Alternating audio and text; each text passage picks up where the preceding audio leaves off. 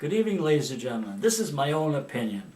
I'm unduly impressed by the idea of having credentials. My dad used to say years ago, when I was going to go meet his boss and try to get a job in my dad's place of employment, I said, "Oh boy, I'm going to see the boss." He says, "Don't be impressed." He says, "He puts his pants on the same way you do, one leg at a time."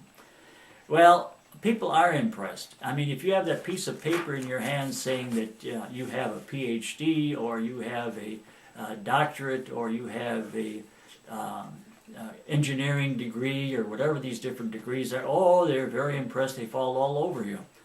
Well, years ago I went to college, and I didn't do too well in college. And then I went to the seminary, and I did not do too well in the seminary. We were supposed to be studying for knowledge and all the other things, religious ideas. And so my grades were not good. Well, I dropped out of college after so many years, and my grades were not very good, and I tried to go into graduate school.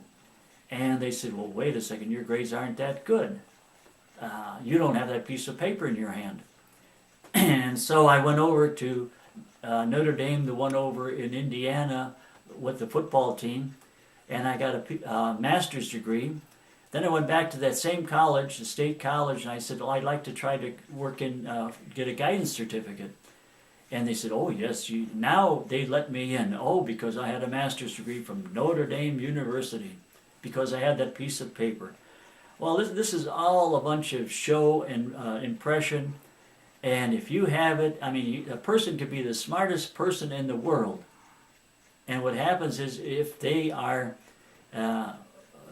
not recognized by other people for their own worth and for their own dignity, all their credentials and all their important things they could be telling you and teaching you are just wasted as far as you are concerned. And it's a shame.